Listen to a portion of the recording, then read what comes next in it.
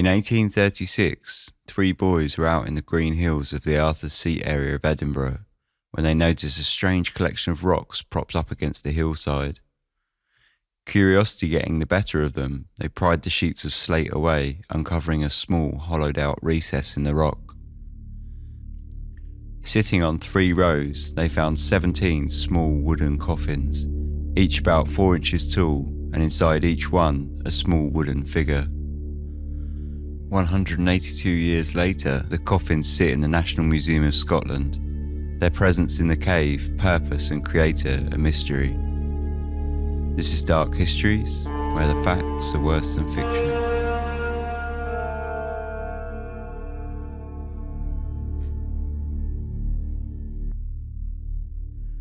Lying on the eastern side of Edinburgh, Scotland, the rocky hillside of Arthurs Seat is covered in flora.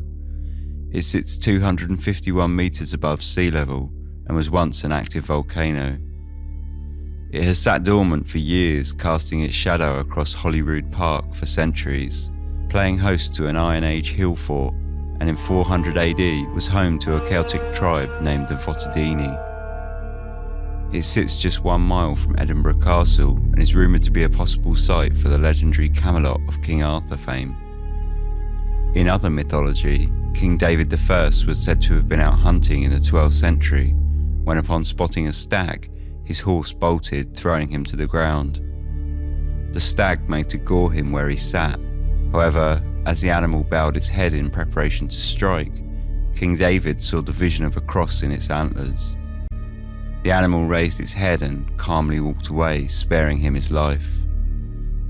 He believed it to have been divine intervention which saved his life, and founded Holyrood Abbey on the same spot at the foot of the hill. Predating even the Celts that settled on its peak, Arthur's Seat was once said to have been a literal sleeping dragon that flew the skies of Edinburgh. After a trying day of terrorising the locals and eating the livestock, it curled up to sleep and never woke again.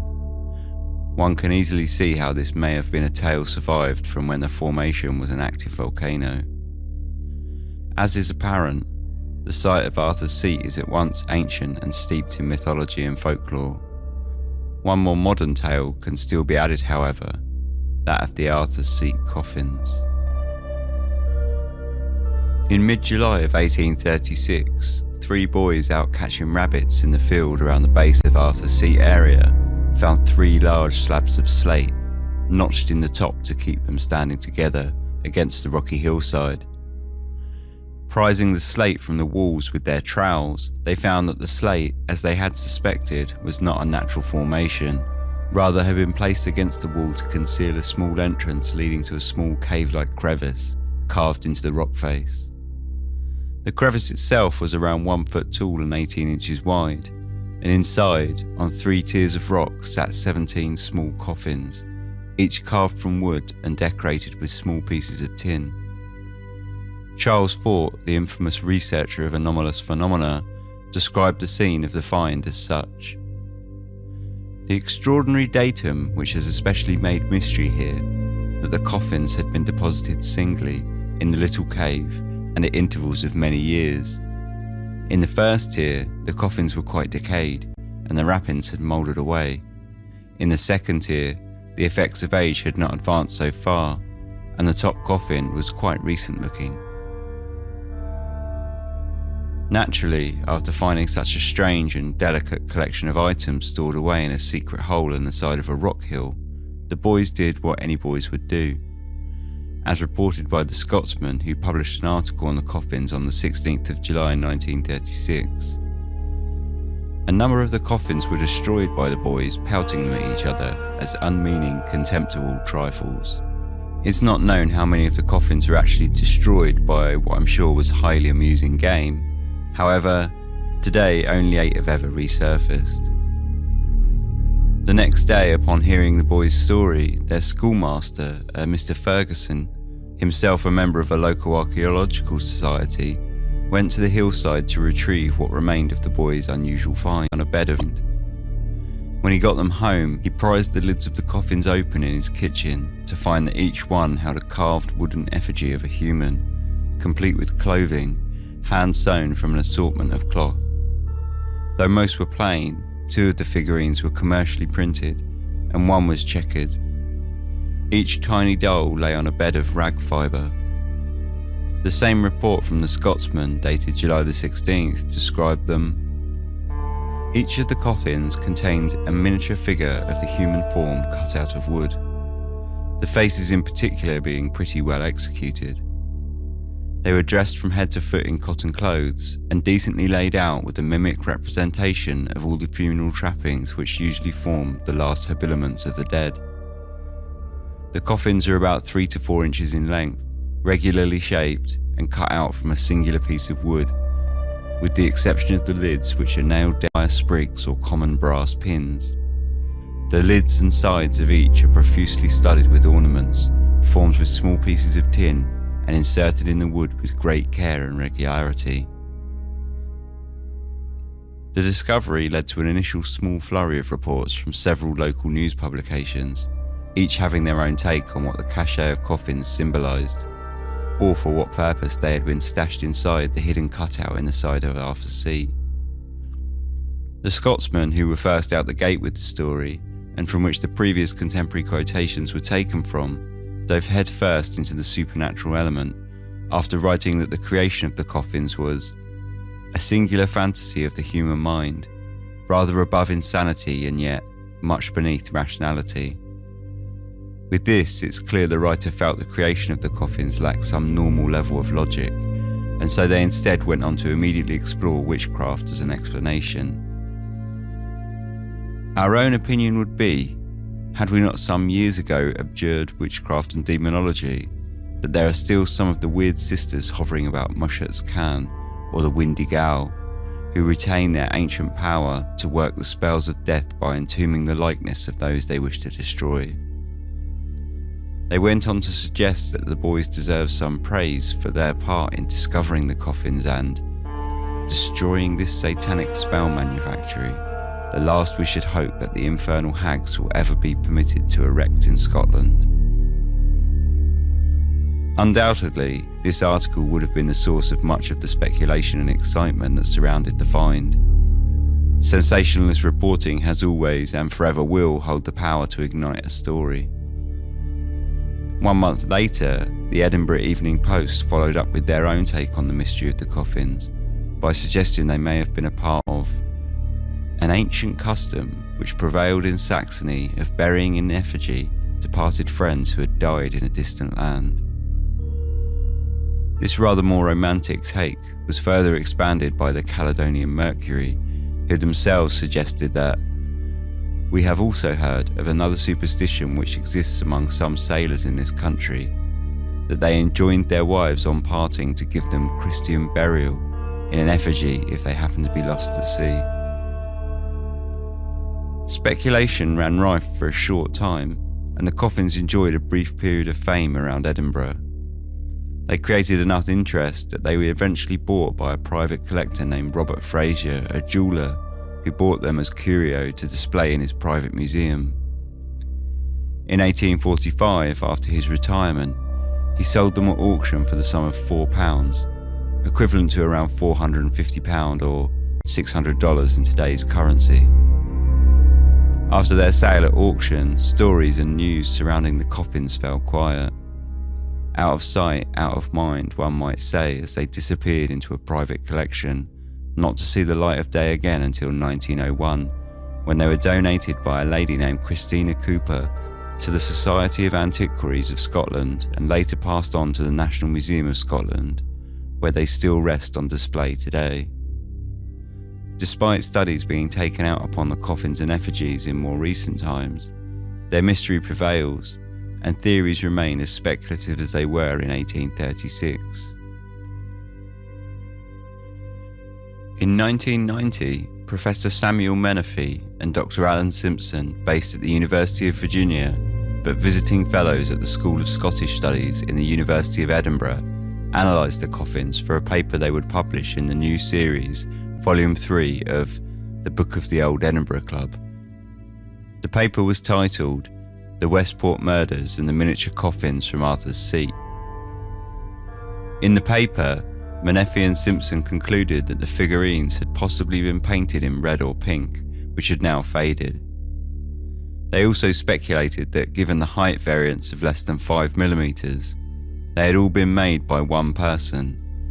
However, the coffins themselves could possibly have been made by two different people, as there were subtle differences in the manner of which they were carved, with some being squarely cut whilst others had rounded edges. Interestingly, they found that the tools used to make them were all common tools for a shoemaker, and that the tin ornaments that were on the outside of the coffins was the same type of tin used in shoe buckles for the period. This led them to the conclusion that the maker was more than likely either a shoemaker or perhaps a leather worker, and it also ruled out any sort of woodworker by trade, despite the effigy's intricate attention to detail. They also found that they would have once had rotating arms, though they had been removed, possibly to ensure they would fit snugly into the coffins. Due to the fact that the eyes of each had been carved as open and the feet flat, allowing them to stand freely, this led them to conclude that the dolls were not initially made to represent corpses at all. Due to the black colouring on each of the dolls' feet, possibly representing ankle boots, they were perhaps instead made as a set of toy soldiers, later curiously redressed in handmade attire and placed into the coffins. It was the cloth materials which were to hold the most definite evidence for at least dating the creation of the effigies. In the first, the rag fibre used to line the coffins gave them a date of no older than 1780. However, further clues would narrow this down more so. The clothes themselves were glued and sewn together with cotton thread, with some of the clothes having been sewn with a particular 3-ply cotton thread. Cotton thread replaced linen thread in Scotland around the turn of the 19th century, and locally it was made from around 1812. The 3-ply thread that was used in the creation of some of the items' clothes was not available until around 1830, and all of this evidence, along with the relative condition of the cloth itself, indicated that they were interred into the hillside between 1830 and the date with which they were found in 1836. Menefee and Simpson themselves suggested they had all been placed at once, and that the differing levels of rot and decay was not so much a factor of time, but that due to their stacking on 3 levels inside the crevice, the coffins on the lower tiers would have rotted more quickly due to the environmental reasons, as damp tends to stick lower to the floor. Whilst not significant proof that the figures had been placed all at once, as Menefee and Simpson claim, it seems incontrovertible that they were, at the most extreme, placed in the hillside between 1800 and 1836. Whilst dating the effigies is certainly fascinating and offers some insight into the creation, it does not explain who made them, nor for what purpose. To answer these questions, one has to delve deeply into the realms of speculation, and as time has passed, many have done exactly that. Though there are several theories that aim to explain their purpose and their presence in the hillside cave dug out from the rock at Arthurs Seat, George Dalgleish, the curator of Scottish history and archaeology at the National Museum of Scotland, says it best when he stated, "We are left with considerable doubt as to what they were for." However, as one might expect, the playing field of theories is not completely barren. Pulling from the sensationalist stories reported at the time and the extensive mythology surrounding the area of Arthur's Seat, is the theory that the dolls were created to be used as part of ritualistic magic or witchcraft. This theory suggests the dolls would have been used as sympathetic effigies, much like the dolls of stereotypical voodoo fame, whereby an effigy of a victim was used to stab, burn, or likewise cause harm to a particular person linked with the doll through magic. As alluring as this theory is, and Scotland does have history of sympathetic witchcraft practices, the National Museum of Scotland itself housing an example of a goat's heart littered with pins. The dolls were x-rayed and no pin marks were found. Further, there is no other damage, such as burns or slashes, on any of the dolls. On the contrary, the dolls appear to have been crafted and treated with great care and respect. Similarly, pulling from the contemporary news reports of the time the effigies were found, both the Edinburgh Evening Post and the Caledonian Mercury suggested a form of respecting the dead and of being purposefully placed in the hillside as part of an honorific burial to play a role in the story of the Arthurs Seat Coffins. This theory has continued and still today stands as one often suggested as a purpose. The idea surrounding this theory is fairly simple and suggests that sailors would pass dolls to their wives before taking to sea, so that if their ships were to be sunk and their bodies lost at sea, the sailors could still be secured a Christian burial in a gestural sense, by burying the doll in place of the sailor's body itself. This theory trips, however, when the actual history of this happening in Scotland does not appear to exist outside of verbal tales and folklore. One short and seemingly poorly thought out theory that continues from the previous sailor theme is that the dolls were made as charms to be sold to sailors and were simply a merchant's stock. This theory was first put forward by Walter Haveneck, the director of the Museum of Hamburg in Germany. He suggested that the dolls resembled a German tradition which saw sailors carrying mandrake roots or small dolls in coffins as good luck charms. If this were true, however, why on earth would the merchant choose to either store them over a long period of time in a hillside crevice where they would be at the mercy of the elements? Even if we choose to believe that they were stored in one go and environmental factors had rotted the lower coffins faster than the ones kept off the ground, the question is no less pertinent. Why on earth would you choose a damp hillside crevice as a makeshift stock cupboard rather than their own home? A final bullet for this theory would be that there was simply no history of this practice in Scotland. While sailors certainly bought charms, they were much simpler carved trinkets such as small flat circular carved stones and semi-precious gems. One of the more often touted theories, and the one theory backed by the National Museum of Scotland, was put forth, unsurprisingly considering the title of their 1994 paper, by Professor Samuel Menefee and Dr. Alan Simpson. Namely, this theory that the Westport Murders played a role on the creation of the dolls. We have documented Burke and Hare or the Westport Murders case on Dark Histories before in Season 1, Episode 8, so I would urge you to have a listen to that rather than exhaustively cover it here. However, a brief overview of the case can be laid out as such. The Westport Murders were a group of murders perpetrated by William Burke and William Hare, two Irish migrants living in Edinburgh in the 1820s. The pair became close friends, and in November of 1827, Hare, who was earning his living as a landlord, stumbled across one of his tenants dead in his room. In order to not lose out on money owed in back rent, the duo came up with an alarming plan. They took the body to the closest medical university, where they met with one Dr. Robert Knox, who bought the body for £7 and 10 shillings to be used in his medical lectures, which he held in front of packed houses, educating young doctors in some of the most advanced medical knowledge of the time. Seeing an opportunity for quick profit, the pair embarked on a killing spree that lasted for around 1 year and claimed a total of 16 murder victims. Each one of the victims was sold to Dr. Robert Knox for between £5 and £10. The pair eventually made lazy errors and were caught in October of 1928.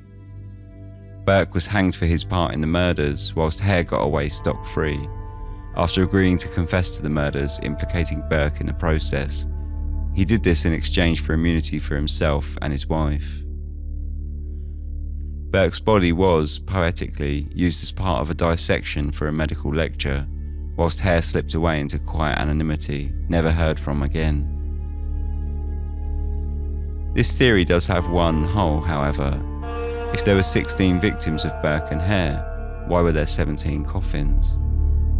The spare coffin is explained by taking into account the first body sold to Knox, who, whilst not a murder victim, was most certainly part of the Burke and Hare story, and would have been denied a Christian burial, just as the true victims themselves were. This theory ties neatly in with contemporary events, however it leaves much to be explained. Who had taken them there? Was it a guilt-ridden Hare, or perhaps his wife, who split from Hare and skipped the country shortly after the trial? Or was it possibly just a sympathetic onlooker who felt a duty to pay respect to the dead? Whilst they were a partnership and Hare had worked as a cobbler, both facts that were speculated as being likely in the creation of the coffins, one cannot overlook the contradictions in the theory with their own paper, as they also concluded themselves that the dolls were all male. However, 12 of Burke and Hare's victims were female. Furthermore, they also stated that they thought the dolls would not have been made as corpses and were placed in the cave in one large drop-off. Now, you could argue around the second and third point, the question of gender is hard to escape. One could also question if a pair of sociopathic killers such as Burke and Hare had it in them to spend the time to craft and create the effigies, as guilt never seemed to play much of a role on either of the killers' minds during their spree. Without doubt, one of the more curious explanations as to the origin of the coffins is a story first published in an article in the Scotsman 5 years after the coffin's reappearance in 1906, when the paper published another story introducing the mysterious Mr. B.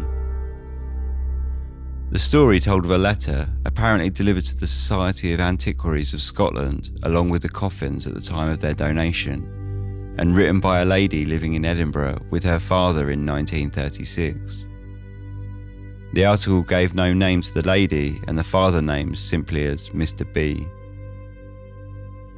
Around the time of the coffin's discovery, Mr. B had apparently been visited on several occasions in his work premises by a daft man, daft being an expression of the time for a person who was deaf and unable to speak.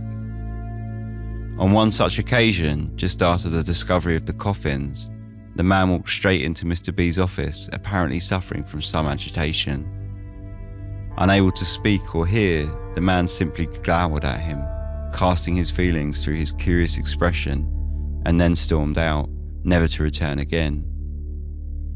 Before he left, however, he handed Mr. B a small scrap of paper, upon which he had drawn a rough sketch of 3 coffins, with the date 1837, 1839 and 1840 written below each.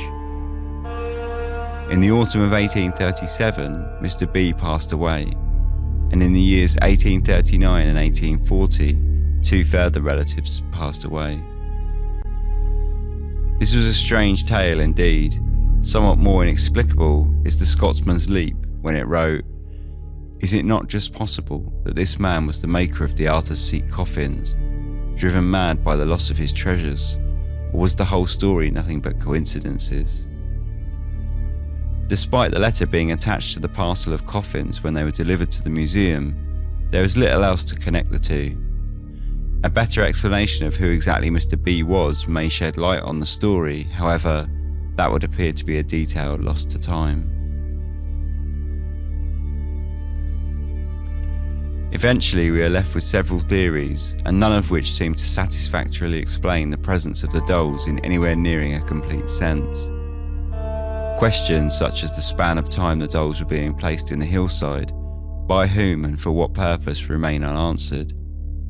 It also begs the question that if the dolls had caused such a stir at the time, and they certainly seem to garner enough media attention, if the maker was still alive, why had they themselves not come forward?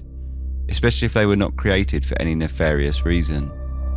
After 182 years of speculation and considerable study, the coffins are still shrouded in the mystery they were when they were first pulled from the hillside back in 1836. As if the level of intrigue for the dolls was not already enough, in 2014 a further doll was sent to the National Museum of Scotland. It was a finely carved replica of the dolls they kept, complete with its own hand-stitched clothing. Attached to the coffin was a note headed with the Roman numerals for the number 18, followed by a question mark. Below this cryptic heading, the note read, "To the National Museum of Scotland, a gift." The note then went on to quote the final passage of Robert Louis Stevenson's The Body Snatcher, originally published in 1884. And as Fetis took the lamp, his companion untied the fastenings of the sack and drew down the cover from the head. The light fell very clear upon the dark, well-moulded features and smooth shaven cheeks of a too familiar countenance, often beheld in dreams of both of these young men. A wild yell went up into the night. Each leapt from his own side into the roadway. The lamp fell, broke, and was extinguished, and as the horse, terrified by this unusual commotion, bounded and went off toward Edinburgh at a gallop, bearing along with it the sole occupant of the gig, the body of the dead and long dissected Gray.